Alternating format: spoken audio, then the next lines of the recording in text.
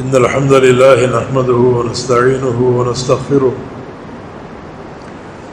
ونعوذ بالله من شرور أنفسنا ومن سيئات أعمالنا من يهده الله فلا مضل له ومن يضلل فلا هادي له وأشهد أن لا إله إلا الله وحده لا شريك له وأشهد أن محمدًا عبده ورسوله يا أيها الذين آمنوا اتقوا الله حق تقاته ولا تموتن إلا وأنتم مسلمون يا أيها الناس اتقوا ربكم الذي خلقكم من نفس واحدة وخلق منها زوجها وبث منهما رجالا كثيرا ونساء واتقوا الله الذي تساءلون به والأرحام إن الله كان عليكم رقيبا يا أيها الذين آمنوا اتقوا الله وقولوا قولا سديدا يصلح لكم أعمالكم ويغفر لكم ذنوبكم ومن يطع الله ورسوله فقد فاز فوزا عظيما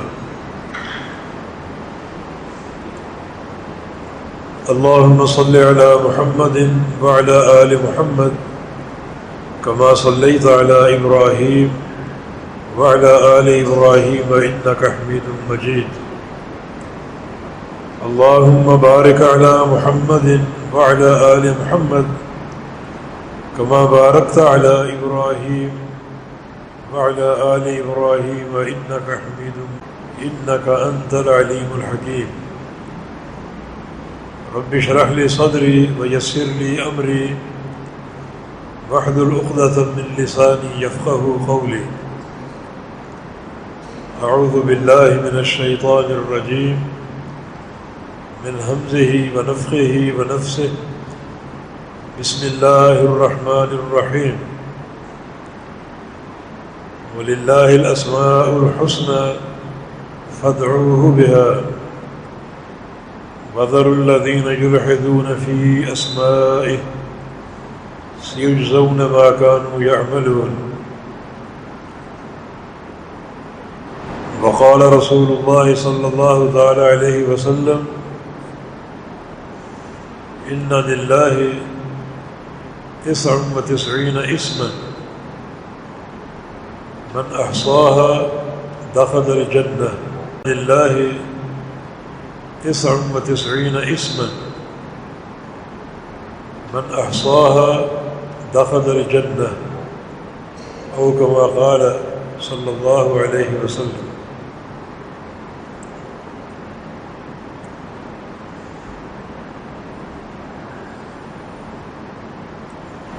آپ کا یہ پروگرام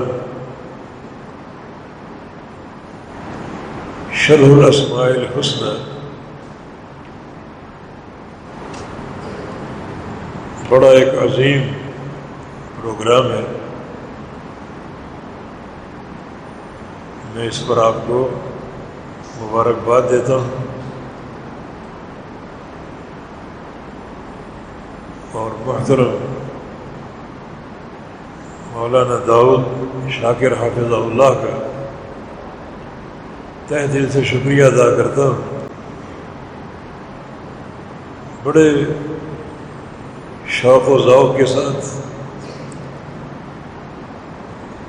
اور انتہائی توجہ کے ساتھ مستقل اس پروگرام میں آپ نے شرکت کرنی ہے. یہ اللہ تعالیٰ کی محبت کا ایک مظہر ہوگا. اپنے رب کے پیارے پیارے نام، اپنے رب کی صفات اور ان کا تعارف، یقیناً یہ اللہ تعالیٰ کی محبت کا ایک ثبوت ہوگا اور اس محبت کا بڑا اجر ملے گا.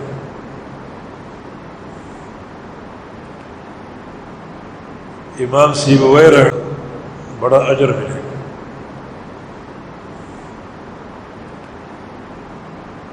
امام سیبویہ رحمہ اللہ جب ان کا انتقال ہوا تو کسی نے انہیں خواب میں دیکھا۔ امام سیبویہ لغت کے اور نحو کے بہت بڑے امام تھے۔ کسی نے خواب میں دیکھا، پوچھا اللہ تعالیٰ نے آپ کے ساتھ کیا سلوک کیا؟ انہوں نے جواب دیا جو اللہ رب العزت کا نام ہے اللہ، اس کو میں نے علم الاعلام کہا تھا۔ علم الاعلام، سارے ناموں میں سب سے بڑا نام۔ اللہ تعالیٰ نے اسی یہ اللہ تعالیٰ کی معرفت کا فائدہ اور اللہ رب العزت کے مبارک ناموں کا ذکر، ان کا فہم اور ان کے مطابق اپنے عقیدے کو استوار کرنا اور مضبوط کرنا، یہ سارے کے سارے فائدے ہیں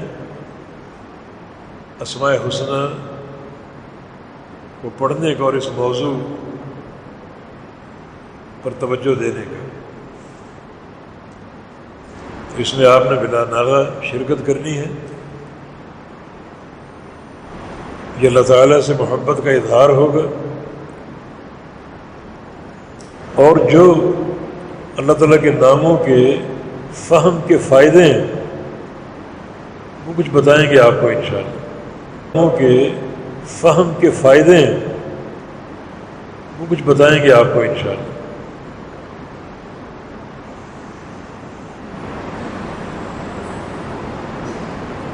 ایمان میں جو سر فہرست بات ہے وہ ہے اللہ تعالیٰ پر ایمان لانا۔ الایمان ان تؤمن باللہ وملائکتہ وکتبہ ورسلہ والیوم الآخر والقدر خیرہ وشرہ۔ 6 چیزوں پر ایمان لانا ضروری۔ اللہ پر، اللہ تعالیٰ کی کتابوں پر، اللہ تعالیٰ کے رسولوں پر، اللہ تعالیٰ کے فرشتوں پر، روز آخرت پر اور تقدیر پر۔ سر فہرست جو ایمان ہے وہ ایمان باللہ ہے، اور ایمان باللہ کی تکمیل اس وقت تک نہیں ہو سکتی جب تک اللہ تعالیٰ کی توحید کو نہ سمجھا جائے۔ بنیادی نقطہ اللہ تعالیٰ کی توحید کا ہے، بنیادی مسئلہ جس کی خاطر اللہ رب العزت نے انبیاء کو بھیجا، کتابیں اتاری، مرسلین کو مبعوث کیا، یعنی مسئلہ توحید، اللہ تعالیٰ کو ایک جاننا، اللہ تعالیٰ کو ایک ماننا۔ اور اس توحید کی 3 قسمیں: توحید ربوبیت، توحید الوہیت، اور یہ توحید اسماء و صفات۔ ربوبیت، الوہیت اور اسماء و صفات۔ توحید ربوبیت کیا ہے؟ اللہ تعالیٰ کو رب ماننا، خالق اور مالک ماننا، اللہ تعالیٰ کو رب ماننا، خالق اور مالک ماننا۔ یہ سمجھیں کہ اللہ تعالیٰ کے وہ افعال یا وہ کام جو مخلوقات کے بارے میں ہیں ان سب کو ماننا، یہ توحید ربوبیت ہے۔ اور بندوں کے سارے افعال جو اللہ تعالیٰ کے لیے ہیں وہ توحید الوہیت ہے۔ اللہ کے افعال کیا ہیں؟ پیدا کرنا، روزی دینا، کھلانا پلانا، صحت دینا، شفا دینا، یہ اللہ تعالیٰ کے افعال مخلوقات کے تعلق سے ہیں۔ بندوں کے افعال کیا ہیں؟ ایک اللہ کی عبادت کرنا، سجدہ کرنا، رکوع کرنا، قیام کرنا، صدقہ اور زکوٰۃ دینا اللہ تعالیٰ کے لیے. یہ سارے امور جو ہیں یہ توحید الوہیت ہے. اللہ تعالیٰ رب ہے. ربوبیت میں 3 چیزیں ہیں. ایک اس کا خالق ہونا، دوسرا اس کا مالک ہونا، اور تیسرا سارے امور میں متصرف ہونا. خالق، مالک اور متصرف، امور کو چلانے والا. خالق کا معنی کیا ہے؟ اللہ تعالیٰ اس ساری مخلوق کو پیدا کرنے والا. یہ ساری مخلوق مل کر ایک مکھی تک نہیں بنا سکتی. ایک ذرہ تعالیٰ اس ساری مخلوق کو پیدا کرنے والا. یہ ساری مخلوق مل کر ایک مکھی تک نہیں بنا سکتی. ایک ذرہ تک نہیں بنا سکتی. اللہ تعالیٰ ہی خالق ہے اور وہی مالک ہے. اس کی ملکیت میں کوئی شریک نہیں ہے اور وہ متصرف ہے. اس کائنات کو پیدا کر کے اس نے چھوڑ نہیں دیا، بلکہ کائنات کا نظام اپنے ہاتھ میں رکھا. یہ نہیں کہ پیدا کر کے چھوڑ دیا اب جو مرضی کرو ہمارا کام ختم ہو گیا. نہیں، یہ سارا نظام اپنے ہاتھ میں رکھا ہے. اب ایک قطرہ بھی اگر گرے گا بارش کا اللہ کے امر سے گرے گا. اسی کا اختیار ہے. انسان کے دلوں پر، آنکھوں پر، کانوں پر، ہاتھوں پر، سارے امور پر اللہ تعالیٰ کا تصرف ہے. وہ مدبر، پوری کائنات کے امور کو سنبھالنے والا، چلانے والا، تدبیر کرنے والا. یہ توحید ربوبیت ہے. اور توحید الوہیت ہر قسم کی عبادت کو اللہ مستحق ہے. یعنی بندوں کے وہ کام جو اللہ تعالیٰ کے لیے انجام دیتے ہیں وہ سارے کام توحید الوہیت کے زمرے میں آتے ہیں.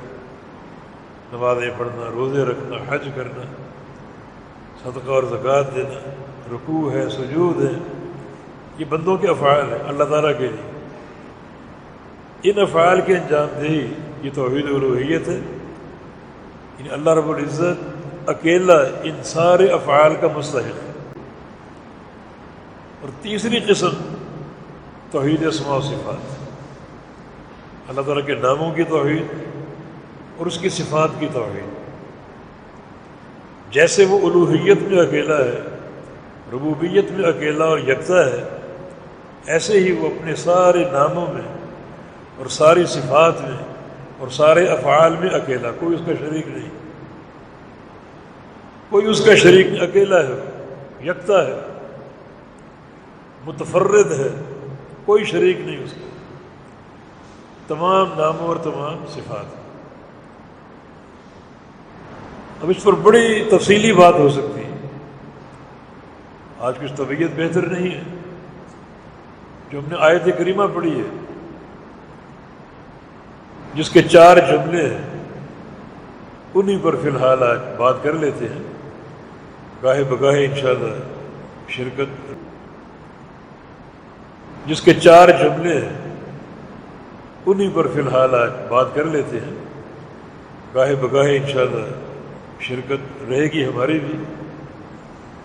اللہ تعالیٰ کا فرمان ہے وَلِلَّهِ الْأَسْمَاءُ الْحُسْنَى. اللہ تعالیٰ کے پیارے پیارے نام ہیں، کامل، اکمل، جن میں کوئی نقص نہیں ہے. اللہ تعالیٰ کے پیارے پیارے نام ہیں. تو اس آیت کریمہ نے ہمیں خبر دی کہ اللہ تعالیٰ کے نام ہیں. ان ناموں کی توحید چاہیے. توحید کا معنی یہ ہے کہ اللہ ان سارے ناموں میں اکیلا ہے، کوئی اس کا شریک نہیں، یکتا. جو اس کے نام ہے جو اس کی صفات ہے اور جو اس کی صفات ہے اور جو اس کے افعال ہیں، ان سب میں وہ اکیلا، کوئی اس کا شریک نہیں۔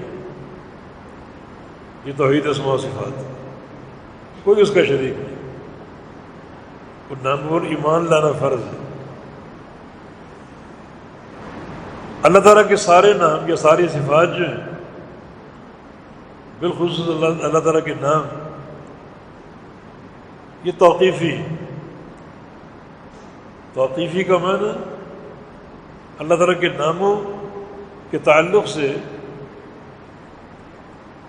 ان ناموں کو ماننا ضروری ہے جو اللہ نے بیان کیے اور اللہ کے رسول نے بیان کیے۔ اللہ تعالیٰ کا کوئی نام اپنی عقل سے نہیں رکھ سکتے۔ اب لوگ اللہ کو خدا کہتے ہیں، یہ ثابت نہیں ہے، عربی لفظ نہیں ہے، فارسی لفظ ہے۔ ہم اللہ کا نام کیسے رکھیں؟ اور غلطی یہ ہے اس بارے میں کہ وہ لفظ خدا کو اللہ کا مترادف سمجھتے ہیں۔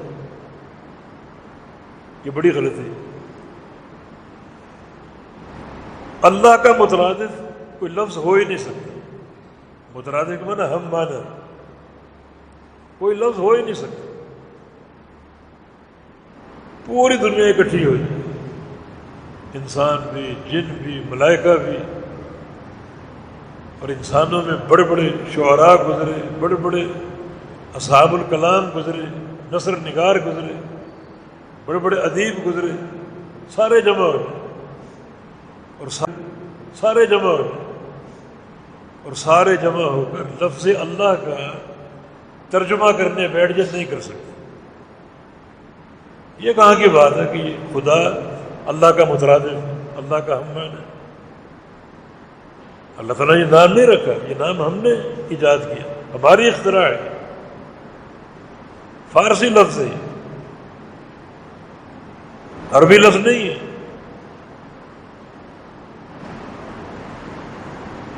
اللہ تعالیٰ کے پیارے پیارے نام جن پر ایمان لانا ضروری ہے، اور یہ نام توقیفی ہیں، اللہ تعالیٰ نے بیان کیے یا اللہ کے رسول نے بیان کیا، بس۔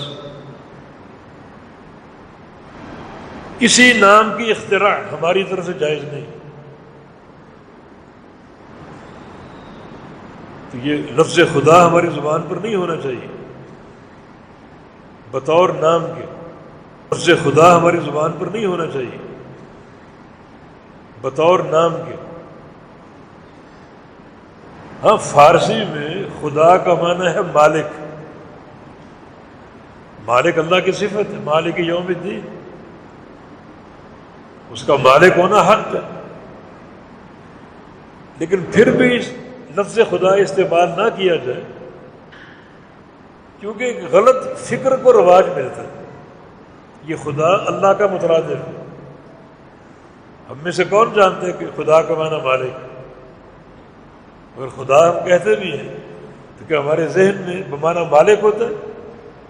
ہم تو ذہن میں یہ ہوتا ہے یہ اللہ کا ہم معنی ہے، اللہ کا ترجمہ ہے، یہ اللہ تعالیٰ اللہ کا مترادف ہے۔ یہ تو ایسا نام استعمال نہ کیا جائے جس نام کے استعمال سے غلط فہمی پیدا ہو سکے۔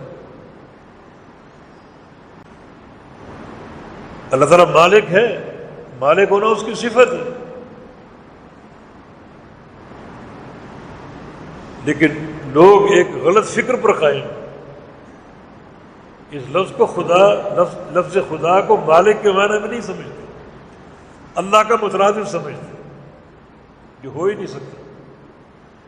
تو ایسا لفظ استعمال کیا ہی نہ جائے جس سے غلط فہمی پیدا ہو سکتی۔ ہم پر یہ فرض ہے کہ ہم ان تمام ناموں پر ایمان لائیں جو اللہ تعالیٰ نے ثابت کی اپنے بارے میں، یا اللہ کے رسول نے ثابت کی اللہ تعالیٰ کے بارے میں، ان پر ایمان لائیں، ان پر ایمان لائیں۔ وہ سارے نام حق ہیں جو قرآن میں یا حدیث میں وارد ہیں، ان پر ایمان لانا فرض ہے۔ کسی بھی نام یا صفت کے بارے میں کسی بھی نام یا صفت کے بارے میں اگر شک و شبہ کا ہم شکار ہو یا اس کے منکر بن جائے تو یہ بربادی ہے، ہلاکت ہے، تباہی ہے۔ صحیح بخاری میں ایک حدیث ہے عبداللہ بن مسعود رضی اللہ عنہ کی روایت سے، فرماتے ہیں کہ میں غلاف کعبہ کے پاس تھا، بیت اللہ میں غلاف کعبہ کے پاس، وہاں 3 افراد بیٹھے ہوئے تھے، یا تو ایک قریشی اور 2 ثقفی تھے، یا ایک ثقفی اور 2 قریشی تھے، اللہ تعالیٰ کے بارے میں باتیں کر رہے ہیں۔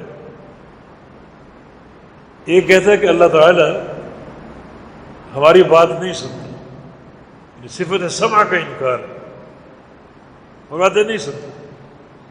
دوسرا کہتا ہے کہ اگر لیتا ہے لیکن سری بات نہیں سنتا۔ تیسرے نے کہا وہ عرش معلیٰ پر اگر جہری بات سن لیتا ہے تو پھر سری بھی سن لیتا ہے۔ یعنی صفت سمع کے بارے میں ان کا اختلاف، ان کی یہ باتیں اللہ تعالیٰ نے وحی اتاری، ان کو شدید وعید اللہ تعالیٰ نے سنائی، جس میں یہ بھی فرمایا کہ ذالکم ظنکم الذی ظننتم بربکم ارداکم، اپنے رب کے بارے میں جو تم گمان قائم کیے بیٹھے ہو، یہ گمان تمہیں تباہ کر دے گا، دنیا کی تباہی، آخرت کی تباہی۔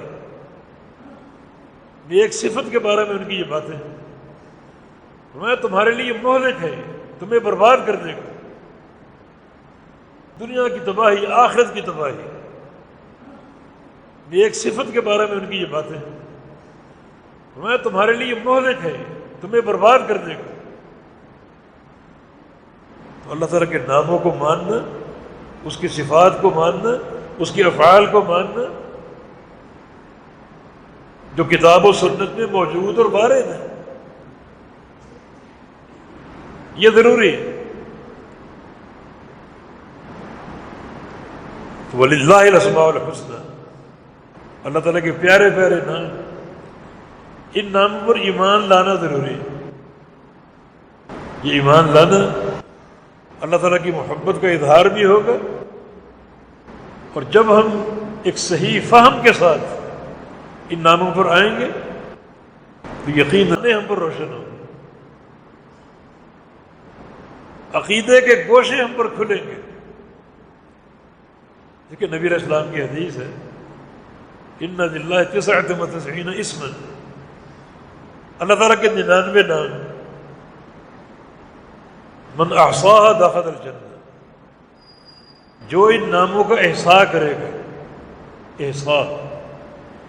احصاء کے 4 معنی، ناموں کو پڑھنا، ناموں کو حفظ کرنا، ناموں کو سمجھنا، رحمان کا معنی کیا ہے، رحیم کا معنی کیا ہے، حی اور قیوم کا معنی کیا ہے، سمیع اور بصیر کا معنی کیا ہے، ان کو سمجھنا، اور سمجھنے کے بعد ان پر ڈٹ جانا، ان پر استقامت اختیار کر لینا، یہ سارا احصاء ہے۔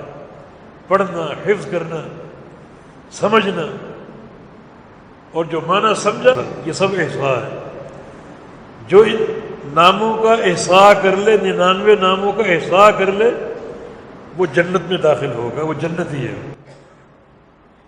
دیکھیں یہ اسماء و صفات کے ساتھ تعلق، کتنی اس کی فضیلت ہے۔ جس شخص نے یہ تعلق جوڑ لیا وہ یقیناً جنتی۔ بڑا پیارا موضوع ہے، بڑا پیارا علم ہے۔ اس علم کا معلوم اللہ کی ذات ہے، تو علم کا شرف اس کے معلوم سے ہوتا ہے، علم کا شرف اس علم کی تفاصیل سے ہوتا ہے۔ اس علم کا معلوم اللہ کی ذات ہے۔ اللہ تعالیٰ کے ناموں کو پڑھنا، سمجھنا، یاد کرنا، سمجھنا، اور سمجھ کر اس پر ڈٹ جانا، یقیناً یہ ایک انسان کے جنتی ہونے کی دلیل ہے۔ وہ انسان جنت میں داخل ہو۔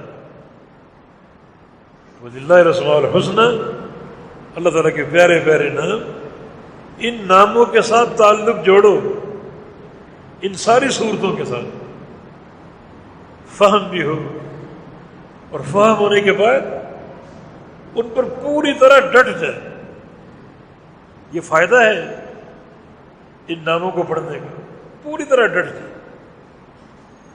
یہ نام توحید کی بنیاد ہے، توحید کی کنجی ہیں جس سے توحید کے خزانے کھلتے ہیں، توحید کے خفیہ گوشے روشن ہوتے ہیں۔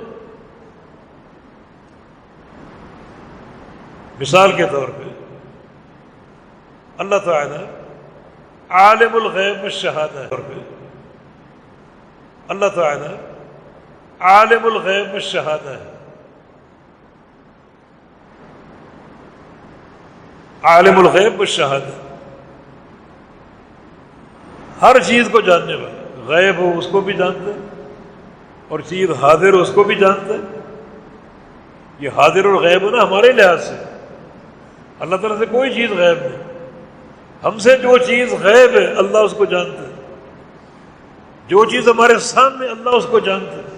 اللہ عالم الغیب والشہادہ ہے، ایسا عالم الغیب والشہادہ ہے کہ آسمانوں اور زمینوں میں ایک ذرہ بھی اس سے مخفی نہیں ہے، ایک ذرہ بھی، ایک ذرہ بھی اس سے اوجھل نہیں ہے۔ سمندروں کی تہ میں کوئی ذرہ ہو اللہ اس کو جانتا ہے، پہاڑوں کے دامن میں کوئی ذرہ ہو اللہ اس کو جانتا ہے، دن ہو رات ہو اللہ تعالیٰ دیکھتا ہے، بعد ہو یا 1000 سال بعد ہو، 1000 صدیوں کے بعد ہو، دنیا کے امور ہو، قیامت کے امور، اللہ ہر چیز کو جانتا ہے، عالم الغیب والشہادہ۔ اب اس نام کی توحید کیا ہے؟ یہ توحید الاسماء والصفات ہے نا، تو اس نام کی توحید کا تقاضا کیا ہے؟ توحید کا تقاضا یہ ہے کہ اللہ اکیلا عالم الغیب والشہادہ، اللہ تعالیٰ اکیلا عالم الغیب والشہادہ ہے، اس علم میں کوئی اس کا شریک نہیں ہے۔ اب بتائیں کوئی نبی کوئی ولی عالم الغیب ہو سکتا ہے؟ تو اس نام میں شراکت ہے، توحید ختم ہو گئی، توحید ختم ہو گئی تو بندہ تباہ و برباد ہو گیا۔ اللہ تعالیٰ الرزاق ہے، کیا معنی؟ روزی دینے والا، رزاق ہے، کیا معنی؟ روزی دینے والا، روزی دینے والا۔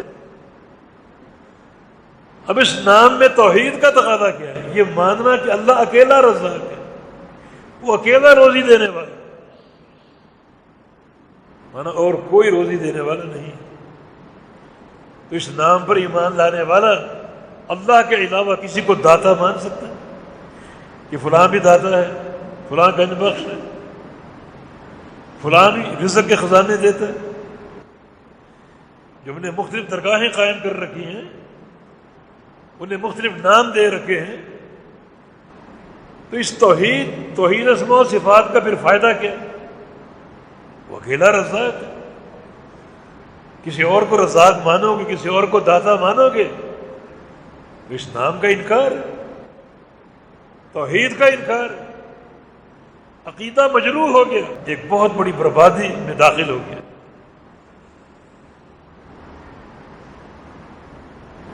تو کتنا عظیم فائدہ ہے جب ان ناموں کو آپ نے پڑھ لیا، سمجھ لیا، تو اب ان پر قائم ہو جاؤ، ڈٹ جاؤ۔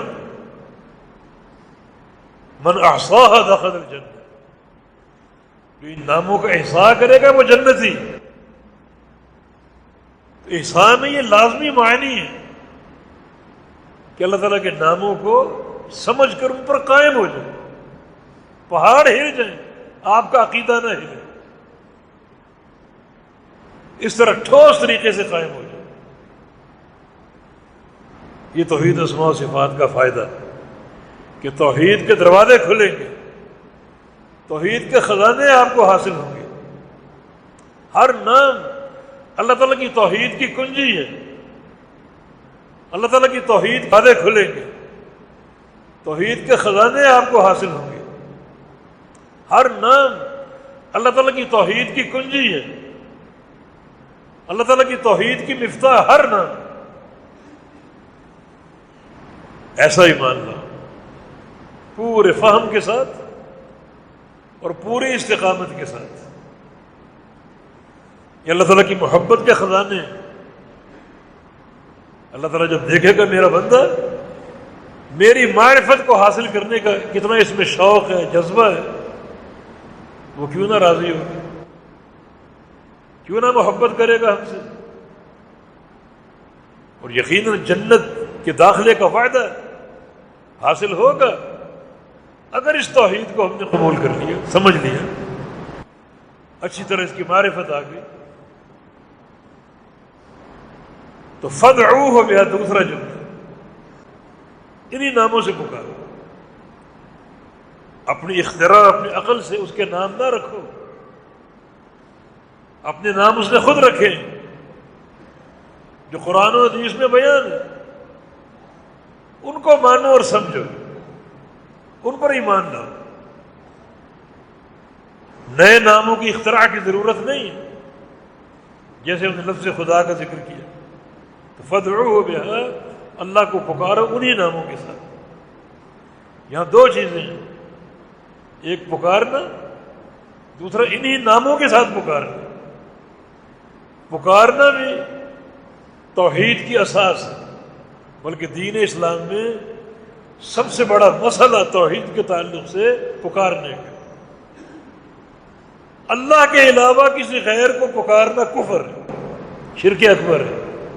کس غیر کو پکارنا، وہ زندہ ہو، مردہ میں دفن ہو، زمین پر ہو، آسمان کی فضاؤں میں ہو، اللہ کے علاوہ کسی غیر کو پکارنا شرک بھی ہے اور کفر بھی. شرک اکبر جو ہوتا ہے نا، وہ بندوں کو کفر کے دروازے میں دھکیل دیتے ہیں، کفر ہے. تو فدعوہ بہا دو چیزیں ہیں، ایک اس کو پکارنا اور اسی کو پکارنا، اور دوسرا انہی ناموں کے ساتھ پکارنا. دو چیزیں، اسی کو پکارو، کسی اور کو نہ پکارو، انہی ناموں سے پکارو، کسی اور نام کے ساتھ نہ پکارو. یہ عظیم توحید کا درس ہے. اور تیسرا جملہ وَذَرُوا الَّذِينَ يُلْحِدُونَ فِي أَسْمَائِهِ، ان لوگوں کو چھوڑ دو، ان لوگوں کو چھوڑ دو جو اللہ کے ناموں کے بارے میں الحاد کا شکار ہے. مانا ان کا تعارف بھی ضروری تاکہ ان کو چھوڑا جا سکے. اللہ کا امر ہے ان کو چھوڑ دو، تو چھوڑنے کے لیے ضروری ہے ان کو پہچانا جائے کون لوگ ہیں، ان کا الحاد کیا ہے. الحاد کا معنی ہے المیل عن الحق، حق سے پھر جانا. ایک جادہ مستقیمہ، صراط مستقیم جو کتاب و سنت پر قائم ہے، اس پر آپ چلتے جائیں چلتے جائیں، آپ حق پر ہیں. دائیں بائیں مڑ گئے، یہ الحاد ہے. جادہ مستقیمہ سے انحراف اختیار کرنا اور پھر جانا، یہ الحاد ہے. ان کو چھوڑ دو، ان کو چھوڑنا ضروری ہے. تو چھوڑیں کب؟ جب ان کی پہچان ہو. اللہ تعالیٰ کے ناموں کے بارے میں جو مرکزی الحاد ہے لوگوں کا، وہ تین قسم کے. جس الحاد کا لوگ شکار ہوئے، تین قسم کا الحاد. ایک ہے اللہ تعالیٰ کے ناموں کا انکار، یہ ایک فرقہ گزرا جہمیہ، وہ اس الحاد کا شکار ہوا تھا. جہمیہ، اللہ تعالیٰ کے ناموں کا انکار. جہمیہ فرقہ اللہ تعالیٰ کے ناموں کو نہیں مانتا، حالانکہ قرآن و حدیث میں صراحت کے ساتھ یہ نام موجود ہے. یہ بڑا خطرناک الحاد ہے. یہ تو قرآن کا انکار ہے، احادیث کا انکار ہے. یہ انکار بذات خود کفر ہے. قرآن کی ایک آیت نہیں بلکہ ایک لفظ کا انکار بھی کفر ہے. ایک لفظ کا انکار بھی کفر ہے. حدیث صحیح ہو اس کا انکار کفر ہے. ہمارے معاشرے میں بہت سے منکرین حدیث ہیں، وہ سارے کافر ہیں. وہ کسی محبت کے مستحق نہیں، کسی تعلق کے مستحق نہیں، کسی رفاقت کے مستحق نہیں. ان سے کوئی تعلق نہ رکھو، وہ مر جائے ان کا جنازہ نہیں،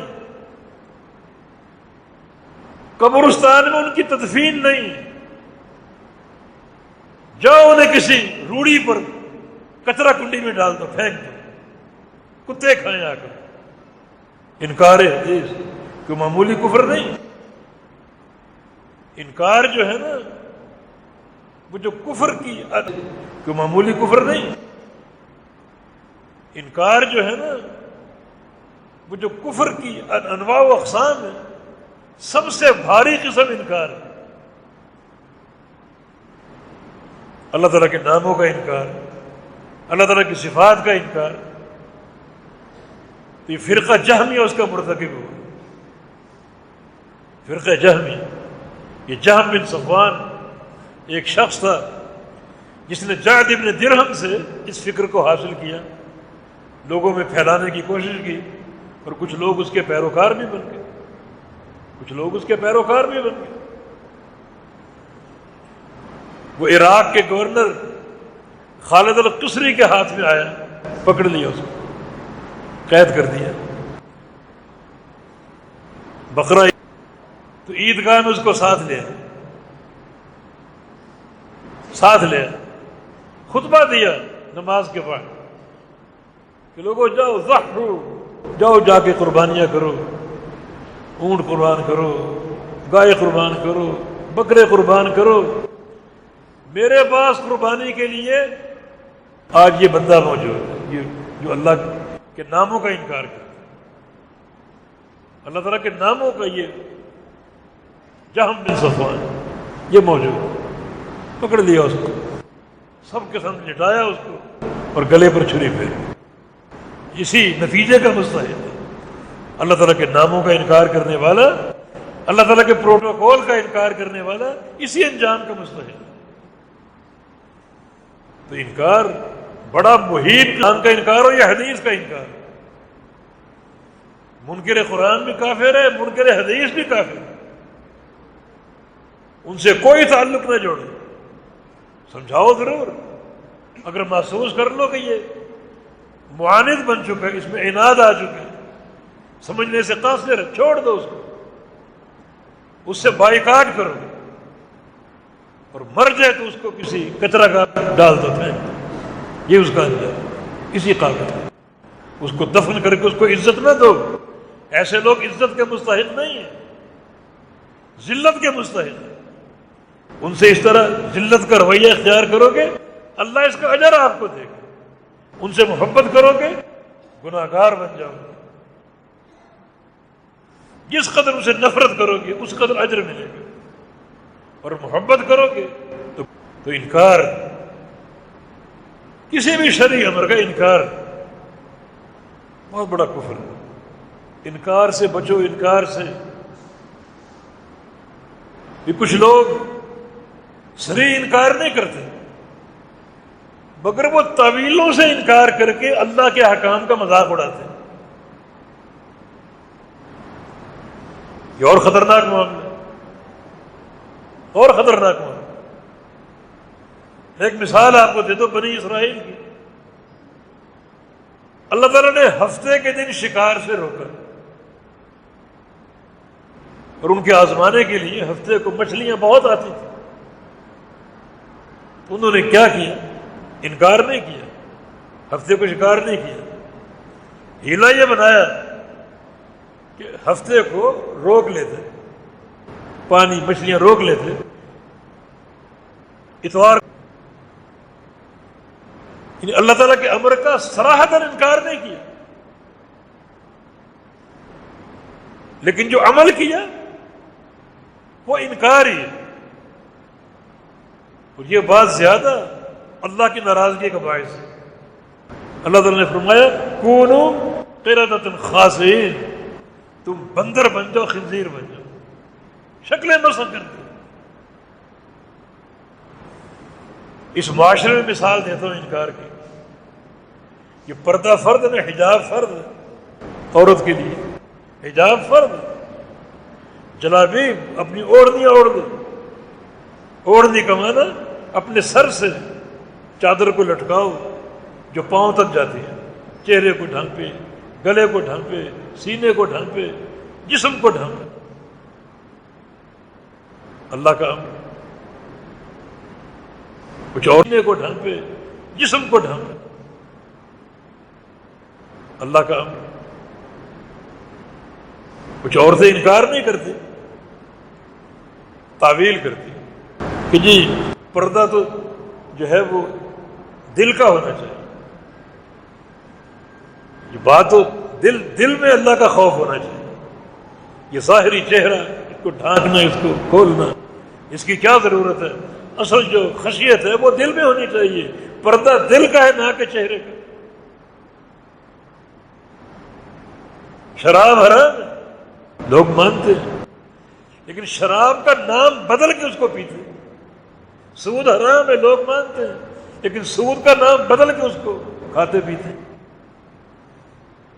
یہ حرکت اور زیادہ قبیح، اللہ تعالیٰ کے احکام کی مخالفت نہیں کر رہے بظاہر، لیکن اسی حکم کو اپنی ایک باطل روش اور ایک گندی اور بودی تعویل کے ذریعے مسخ کرتے ہیں۔ یہ حکم کا انکار ہی۔ بنی اسرائیل نے ہفتے کو شکار نہیں کیا، اگلے دن کیا۔ ہفتے کو روک لیتے تھے، مچھلیاں روک لیتے تھے، اگلے دن پکڑ لیتے تھے، سمجھتے تھے اللہ کے امر کا ہم نے انکار نہیں کیا۔ مگر خالق کائنات کے حکم میں اس طرح کی تعویل کر کے انکار شامل کرنا اس قدر اللہ کی ناراضگی کا موجب ہے کہ اللہ تعالیٰ نے اس قوم کو بندر اور خنزیر بنا دیا۔ جس قوم کے بارے میں فرمایا کہ انی فضلتکم علی العالمین، کہ میں نے تمہیں تمام جہانوں پر فوقیت دی، یہ اظہار محبت ہے، مگر اس روش پر اللہ تعالیٰ نے ان کے چہروں کو مسخ کر دیا۔ یہ اللہ تعالیٰ کے الہاد میں ایک پہلی قوم جو اللہ رب العزت کے اسماء و صفات کا انکار کرتے ہیں۔ ہم ان کو چھوڑ دیں، چھوڑنا فرض ہے، چھوڑ دیا۔ ساتھ یہ بھی فرض ہے کہ ہم اللہ تعالیٰ کے ناموں اور اس کی صفات کا انکار نہیں کریں، ان پر ایمان لائیں، تاکہ جہمیہ کا رد ہو جائے، اس گمراہ فرقے کی تردید ہو جائے۔ ہم ایمان لائیں، ہم نہیں چھوڑیں گے۔ اللہ تعالیٰ کے سارے نام، اللہ تعالیٰ کی ساری صفات، اللہ تعالیٰ کے سارے افعال، ہمارا ان پر ایمان ہے ردن علی الجہمیہ۔ یہ رد بھی اجر کا باعث ہے۔ یہاں دو ثواب کے دو پہلو، ایک اللہ کے ناموں پر ایمان لانا، اس کا اجر ملے گا بے تحاشا، توحید کی اساس ہے یہ، اور دوسرا اس گمراہ فرقے کی تردید، اس تردید کا بھی اجر۔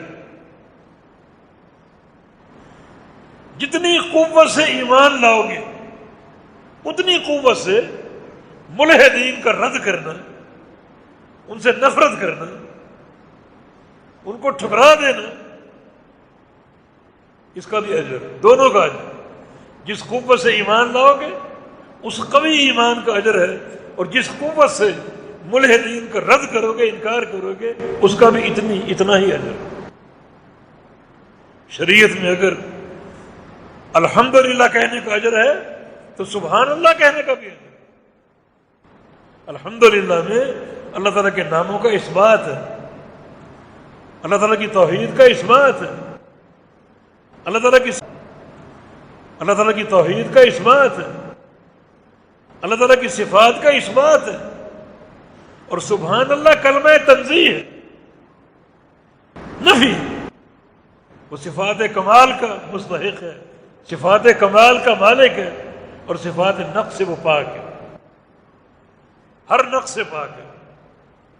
تو جیسے صفات کمال پر ایمان لانا الحمدللہ کے ذریعے یہ اجر کا باعث ہے، سبحان اللہ کا بھی اجر۔ نبی علیہ السلام کی حدیث ہے سبحان اللہ و بحمدہ، چھوٹا سا جملہ ہے جو بندہ صبح کو 100 دفعہ کہہ لے، اللہ رب العزت اس کے سارے گناہ معاف کر دے گا، چاہے وہ سمندر کی جھاگ کے برابر کیوں نہ۔ تو سبحان اللہ کا اجر ہے یہ نہیں؟ صحابہ نے پوچھا کہ سب سے افضل ذکر کون سا؟ تو رسول اللہ صلی اللہ علیہ وسلم نے فرمایا مختارہ اللہ، ذکر وہ ہے جو اللہ تعالیٰ نے اپنے فرشتوں کے لیے پسند کیا، فرشتوں کو عطا کیا، اور وہ کیا ہے؟ سبحان اللہ و بحمدہ۔ اس کو افضل اجر کرا، افضل اجر۔ اور ایک حدیث میں ام ہانی کی حدیث، ایک بندہ اگر 100 دفعہ سبحان اللہ کہے، 100 دفعہ صرف سبحان اللہ کہتے، اللہ تعالیٰ کیا دے گا؟ اتنا اجر دے گا، اتنا اجر دے گا جیسے آپ نے 100 گھوڑے خریدے، ان گھوڑوں کو جہادی سادوں سے سامان سے لیس کیا، اور ان گھوڑوں پر مجاہدین کو بٹھا دیا، ہر گھوڑے پر ایک مجاہد کو بٹھا دیا، اور میدان جہاد کے تو روانہ کر دیا۔ جو اجر اس عمل کا ہے وہ اجر 100 دفعہ سبحان اللہ کہنے کا۔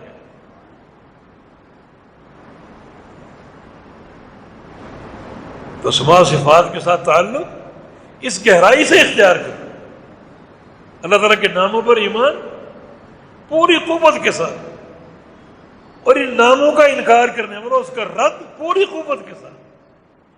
ایمان کا اجر ملے گا اور رد کا اجر بھی ملے گا، ان سے نفرت کا اظہار اس کا بھی اجر ملے گا۔ تو وَذَرُوا الَّذِينَ يُلْحِدُونَ فِي أَسْمَائِهِ، جو اللہ کے ناموں میں الحاد کا شکار، ان کو چھوڑ دو، جو الحاد کا شکار ان کو چھوڑ دو۔ یہ الحاد کی پہلی صورت۔ تمہارا ایمان کیا ہونا چاہیے؟ ہمارا عقیدہ کیا ہونا چاہیے کہ یا اللہ جو جو نام تو نے اپنی کتاب میں اتارے، جو جو نام تیرے پیغمبر کی احادیث میں ہیں، ہمارا جو تیرے افعال، اللہ تعالیٰ کے افعال بھی ہیں، کام بھی ہیں، مثلا آدھی رات کے بعد اس کا اترنا آسمان اول پر، یہ اس کا فعل ہے۔ خلق پیدا کرنا اس کا فعل ہے، رزق روزی دینا اس کا فعل ہے۔ ان سارے افعال پر ایمان، سارے افعال پر ایمان، یہ تقاضا ہوا ہمارا ایمان ہے۔ اور جو لوگ ان اسماء و صفات کا رد کرتے ہیں، انکار کرتے ہیں، ہمارا ان سے کوئی تعلق اور کوئی واسطہ نہیں، ہم ان سے متنفر ہیں، کوئی تعلق۔ دوسرا الحاد، دوسرا الحاد کیا ہے؟ ایک فرقہ معتزلہ متکلمہ الحاد۔ دوسرا الحاد کیا ہے؟ ایک فرقہ معتزلہ متکلمین، انہوں نے کھل کر انکار نہیں کیا اللہ تعالیٰ کے ناموں کا، مگر ان کا الحاد یہ ہے کہ ان ناموں کو معنی سے خالی قرار دیا، معنی نہیں جانتے۔ رحمان مانتے، رحیم مانتے ہیں، حی اور قیوم مانتے ہیں، سمیع اور بصیر مانتے ہیں، لیکن رحمان کیا ہے، رحیم کیا ہے، یہ ہم نہیں جانتے، حی اور قیوم کیا ہم نہیں جانتے۔ یہ سارے نام حق ہیں، کتاب و سنت میں موجود ہیں، مگر ہر نام معنی سے خالی ہے۔ یہ کیسا عقیدہ؟ ہر نام معنی سے خالی، یہ بھی انکار ہے۔ ہر نام معنی کے ساتھ ہے تاکہ اللہ تعالیٰ کی معرفت حاصل ہو، اس کا تعارف حاصل ہو۔ اگر معنی سے خالی قرار دے دو گے تو معرفت کیسے ہوگی؟ اس کے نتیجے کیسے برآمد ہوں گے؟ اس کے نتیجے کیسے برآمد ہوں گے؟ نام حق ہے مگر معنی سے خالی، صفات سے خالی۔ ہر نام کا معنی اس کی صفت ہے، صفات سے خالی۔ ہمارا عقیدہ کیا ہو؟ اللہ تعالیٰ کے نام حق ہیں، جو پیچھے ہم بیان کر چکے ہیں، اور ہر نام کا معنی موجود ہے، ہر نام کا معنی موجود۔ رحمان کا معنی بہت بڑا مہربان، رحیم کا معنی بڑا رحم کرنے والا، سمیع کا معنی سننے والا، بصیر کا معنی دیکھنے والا، ہر نام معنی کے ساتھ۔ اگر معنی کے بغیر ہو تو اس علم کا فائدہ کیا؟ اگر مجھے یہ معلوم ہی نہ ہو کہ وہ ذات رحمتیں اتارتی، وہ ذات مہربانی کرنے والا ہے، تو کیا فائدہ پھر اس نام کو جاننے کا؟ اگر رحمان کا معنی ہی معلوم نہیں، رحیم کا معنی ہی معلوم نہیں، تو اللہ تعالیٰ کی رحمت، اس کی مہربانی، اس کو حاصل کرنے کا شوق میرے اندر کیسے پیدا ہو، جبکہ میں یہ جانتا ہوں کہ اس کے یہ نام معنی سے خالی، ہر نام کا معنی موجود۔ اور معنی کیا ہے؟ وہ معنی ہر وہ معنی ہے جو اس نام کا پہلا معنی ہے لغت عرب میں۔ جو قرآن لغت عرب میں اترا ہے، لغت عرب میں ایک لفظ کے معنی کئی ہو، عرب میں ایک لفظ کے معنی کئی ہو سکتے ہیں، لیکن جو پہلا معنی جو ذہن میں سبقت میں جانے والا، وہ معنی مراد۔ کتاب و سنت میں اللہ تعالیٰ کی صفت ہے ید، ہاتھ۔ ید ان کا پہلا معنی کیا ہے؟ ہاتھ۔ ہمارا اس پر ایمان، اس کے ہاتھ ثابت ہے، اس کا ید ثابت ہے۔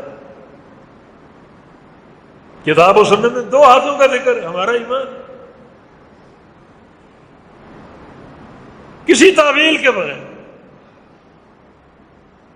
ہاتھ کیسا ہے یہ ہم نہیں جانتے، جیسا اس کے لائق ہے، جیسا اس کے لائق ہے۔ کیا ہمارے جیسا ہے؟ نہیں، کیونکہ وہ ذات تشبیہ سے پاک ہے، وہ ذات تشبیہ سے پاک ہے۔ تو اس طرح ہر نام پر، ہر صفت پر ایمان لاؤ، معنی کی معرفت ہو، اور کیفیت اللہ کے سپرد، بس۔ رحمان الرحیم کیا ہے؟ رحم کرنے والا، مہربانی کرنے والا۔ ہمارا ایمان اس معنی کو تسلیم کرتے ہیں۔ مہربانی کیسے کرتا ہے، رحمت کیسے کرتا ہے؟ جیسا اس کے لائق۔ کیفیت ہم نہیں جانتے، کیفیت ہے ہمیں معلوم نہیں۔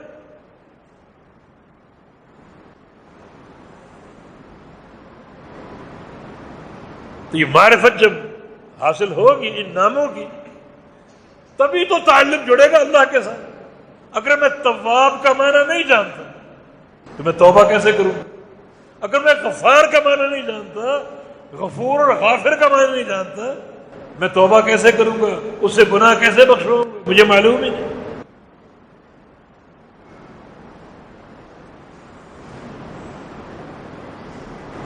اگر رزاق کا معنی معلوم نہیں، روزی دینے والا، تو میں روزی کس سے مانگوں گا؟ یہ سارے نام معنی کے ساتھ ہیں۔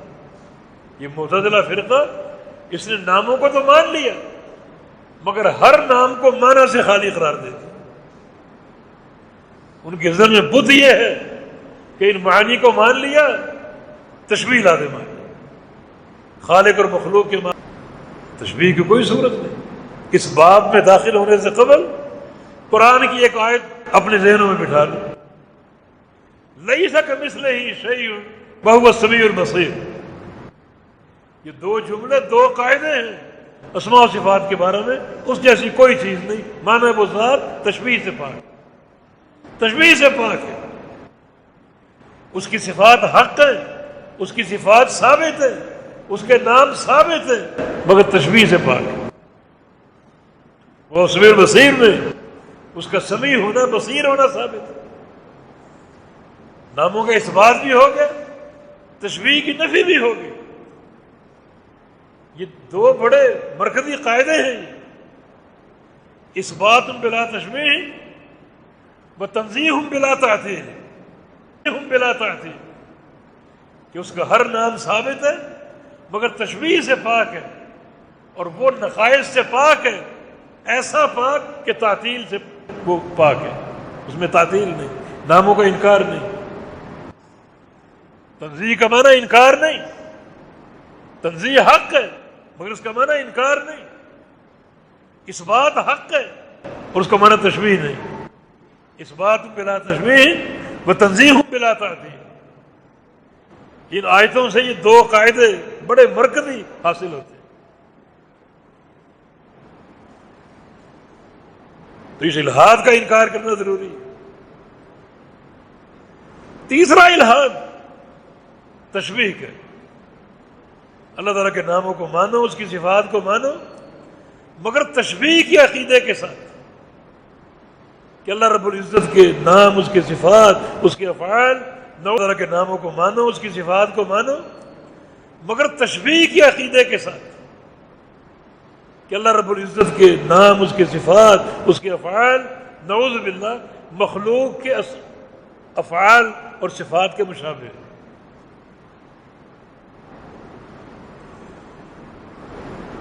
یہ بہت بڑا الحاد ہے، خطرناک الحاد ہے۔ ایک فرقہ مشبہہ گزرا ہے جو تشبیہ کا قائل ہے، تمثیل کا قائل ہے۔ لیس کمثلہ شیء، وہ ذات تمثیل سے پاک ہے، تشبیہ سے پاک ہے، اس کا کوئی مثل نہیں ہے، کوئی اس کا مشابہ نہیں ہے۔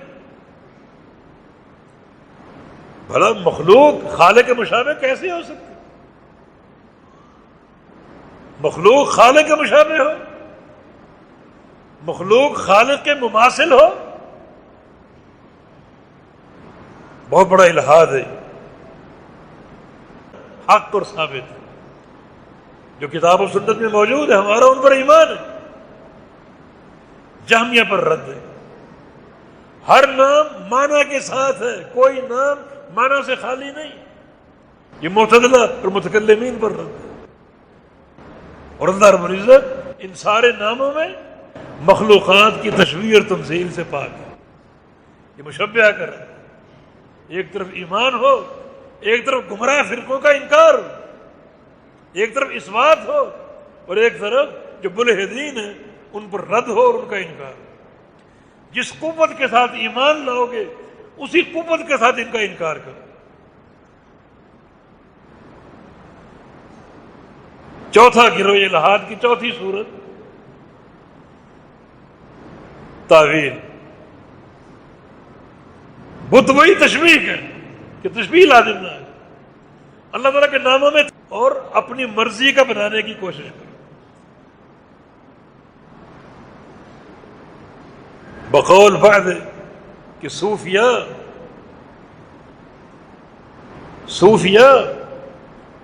حضرات اللہ تعالیٰ کو مانتے نہیں ہیں، خود اللہ بننے کی کوشش کرتے، وحدت الوجود کا عقیدہ، گندا ترین عقیدہ جو ابو جہل کے پاس بھی نہیں تھا۔ اور متأولین جو ہیں اللہ تعالیٰ کے ناموں اور صفات کو مانتے نہیں ہیں، بلکہ چاہتے ہیں کہ اللہ ہماری مرضی کا بن جائے۔ کیا سمجھا ہے؟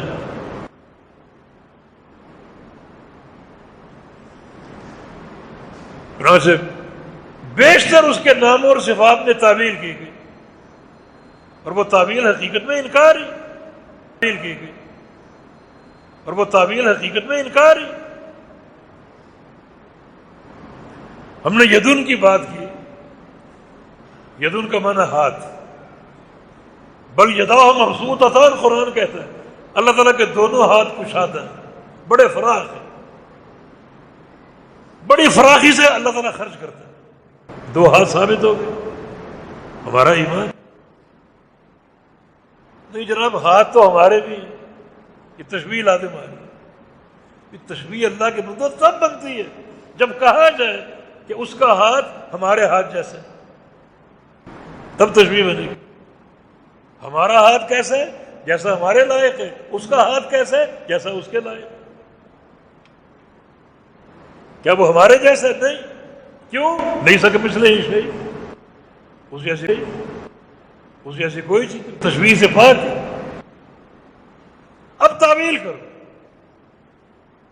جناب ہاتھ کا معنی قوت، کہتے ہیں نا زور بازو، مراد قوت، تو بل یداہ مبسوطتان، اس کے دو ہاتھ کشادہ ہیں. اگر قوت کا معنی کرے تو دو قوت، کیا معنی دو قوتوں؟ وہ صرف دو قوتوں کا مالک ہے، تو دو قوتیں اس کی. اور یدون کا معنی قوت کرو گے، تشبیہ وہاں بھی بن رہی. کیا آپ کے اندر قوت نہیں؟ تھوڑی ہو یا زیادہ؟ خود قرآن نے بندے کی قوت کو ثابت کی ہے. ثم جعل من بعد ضعف قوة ان خیر من استأجرت القوی الامین. انسان قوی بھی ہے، انسان میں قوت بھی ہے. اگر قوت معنی کرو گے تو قوت و مخلوقات کے اندر بھی موجود ہے، تشبیہ تو پھر بھی بن رہی.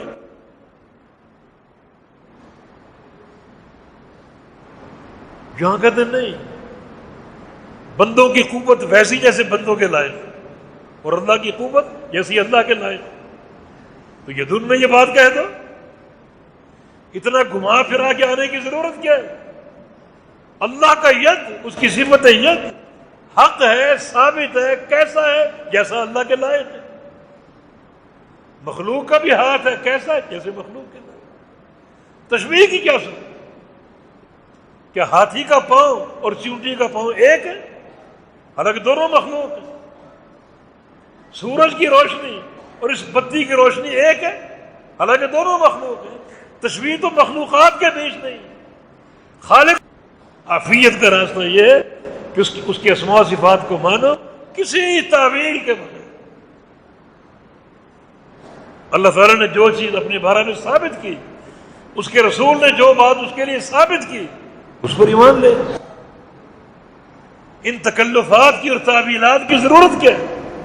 مقصد وہ جو ابن قیم نے کہا کہ یہ لوگ چاہتے ہیں کہ اپنی مرضی کا الہ کھڑا کریں، اپنی مرضی کا الہ قائم کریں. بڑا تشویشناک عقیدہ ہے، بہت بڑی گمراہی ہے، الہاد ہے. اللہ تعالیٰ نے اپنے بارے میں جو بات کہہ دی اس بات کو مان لو، اس پر ایمان لے.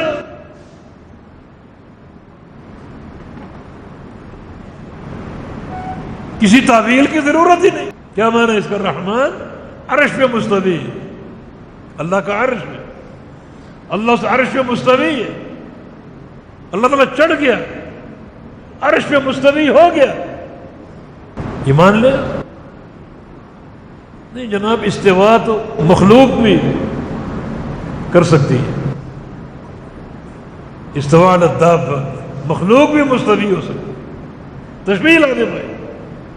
تشبیہ تب لازم ہے جب یہ کہا جائے کہ استوا ہو کا استوا ہے نا، کہ اس کا استوا ہمارے استوا جیسا. یہ تو کوئی نہیں کہتا. استوا ہو کما یلیق بجلالہ، اس کا استوا کیسا جیسا اس کے لائق. ہم نہیں جانتے، اس کیفیت ہم نہیں جانتے.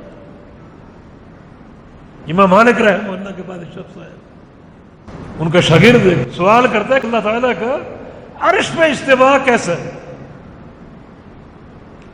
اللہ کا عرش پہ استوا کیسا ہے؟ امام مالک یہ سوال سن کر پسینے میں نہا گیا. کافی دیر اپنے سر کو چھپائے رکھا، بولنے کی سکت نہیں، بولنے کی قدرت نہیں، طاقت نہیں. جب بولنے کے قابل ہوئے تو فرمایا سن، الاستواء معلوم ہے، اللہ تعالیٰ کا عرش پہ مستوی ہونا معلوم ہے. معلوم ہونے کا معنی ثابت بھی ہے اور اس کا معنی بھی ہم جانتے ہیں. معنی معلوم ہے. والکیف مجہول، مگر استواء کی کیفیت مجہول ہے. وہ مستوی ہے، ہمارا ایمان ہے، کتاب و سنت سے یہ بات ثابت ہے. مستوی کیسے ہے یہ ہم نہیں جانتے. اللہ نے یہ بتایا کہ میں عرش پہ مستوی ہوں، یہ نہیں بتایا کہ مستوی کیسے. جو بتا دیا اس پر ایمان ہے، جو نہیں بتایا مستوی ہوں، یہ نہیں بتایا کہ مستوی کیسے. جو بتا دیا اس پر ایمان ہے، جو نہیں بتایا وہ اللہ کے سپرد. اس عقیدے کے ساتھ کہ اللہ تعالیٰ کی تمام صفات میں کمال، تمام صفات اس کامل اکمل، ہمارا اس پر ایمان. تو ہمیں کہ اجتباع ثابت ہے، معلوم ہے، لیکن والکیف مجہول، کیفیت مجہول. اور وہ سوال ہونا بدعت ہے، کیفیت کا سوال کرنا بھی بدعت ہے، یہ سوال بھی بدعت ہے. اور میں کہ ما رأیت اسوأ منک قط، تجھ جیسا بدترین انسان میں نے کبھی نہیں دیکھا. اور شاگردوں سے کہا اس کو نکال دو، ہماری مجلس سے نکال دو، مجلس سے نکال دو، ہمارے ساتھ بیٹھنے کے قابل نہیں. یعنی سلف صالحین کتنی نفرت کرتے تھے ان لوگوں سے جو اللہ کی صفات کے بارے میں تعبیر نہ ماننا، مان کر نہ ماننا. یہ تو مان لو کہ یہ گلاس ہے، مان لیا یہ گلاس ہے، مگر ساتھ ہی کہوں کہ یہ لوہے کا ہے، میں نے مانا اس کو، لوہے کا کہا ہے، شیشے کا ہے. یعنی مان کر پھر انکار، صفات کو مانا پھر انکار اپنی تعویلات باطلہ کے ذریعے. تو آج ہم توحیدی طور پر اسی پر قناعت کرتے ہیں کہ جو الہاد ہے ملحدین کا اس کو پہچانو اور پہچان کر اس کا انکار کرو، ان کو چھوڑ دو، اس کا انکار کرو. خلاصہ کلام یہ ہے کہ اللہ رب العزت کے اسماء و صفات حق ہیں، ثابت ہیں، کتاب و سنت میں موجود ہے اور مذکور ہیں. ان سب پر ایمان لاؤ، انکار نہ کرو. ایمان لاؤ تاکہ صحابہ جیسا ایمان ہو، انکار نہ کرو تاکہ جہمیہ کا رد ہو. تاکہ صحابہ جیسا ایمان ہو، انکار نہ کرو تاکہ جہمیہ کا رد ہو. جس قوت کے ساتھ ایمان لاؤ گے اسی قوت سے ان کا انکار بھی رد کرو، نفرت کرو. دوسرا، ان سارے ناموں کے معنی معلوم ہے، معنی معلوم ہے، کیفیت نہیں. ایمان لے پوری قوت سے. اور ساتھ ساتھ معتزلہ کا رد ہو جائے، گمراہ فرقے کا جو کہتے ہیں کہ یہ نام سارے معنی سے خالی. تیسرا، اللہ تعالیٰ کے سارے نام حق ہیں، ہمارا ان پر ایمان ہے، کسی تشبیہ کے بغیر. وہ ذات کسی اعتبار سے کسی مخلوق کے مشابہ ہے، تشبیہ سے پاک، تاکہ مشبہ فرقے کا رد ہو. اور چوتھا، یہ سارے ناموں پر ہمارا ایمان ہے، کسی تعویل کے بغیر. تعویل پوری قوت کے ساتھ ایمان بھی ہو اور پوری قوت کے ساتھ ملحدین کا انکار بھی. آخری ٹکڑا کیا ہے؟ سیجزون ما کانوا یعملون، جو تم عمل کرتے ہو ان قریب اس کا بدلہ دیے جاؤ گے. اللہ تعالیٰ کے ناموں کے بارے میں جو تمہاری فکر ہے، جو تمہارا عقیدہ ہے، اس کا بدلہ ملے گا. عقیدہ اگر اچھا ہے، سلفی عقیدہ ہے، تو جنت کے فائدے ہیں. اور عقیدے میں بگاڑ ہے، الحاد ہے، فساد ہے، تو پھر جہنم. انکار تو ہے ہی کفر، انکار تو کفر ہے. تو اس طرح اللہ تعالیٰ کے ناموں اور صفات پر ایمان پوری قوت کے ساتھ ہو اور پورے فہم کے ساتھ ہو. نبی علیہ السلام کی حدیث، اللہ پاک کے 99 نام ہیں، جو ان کا احصاء کر لے وہ جنتی. اللہ تعالیٰ ہمیں احصاء کی توفیق دے، ان ناموں کو پڑھنے کی، ان ناموں کو سمجھنے کی، ان ناموں کے مطابق اپنا عقیدہ، ان ناموں کو پڑھنے کی، ان ناموں کو سمجھنے کی، ان ناموں کے مطابق اپنا عقیدہ قائم کرنے کی، تاکہ اس احساس کے ساتھ ہم اللہ تعالیٰ کی محبت کے، پیار کے، اس کی رحمت کے مستحق بن سکیں اور اس کی جنت کا داخلہ ہمیں حاصل ہو جائے. انشاءاللہ یہ موضوع جاری رہے گا. اللہ تعالیٰ کی توفیق سے اللہ پاک ہمیں فہم بھی دے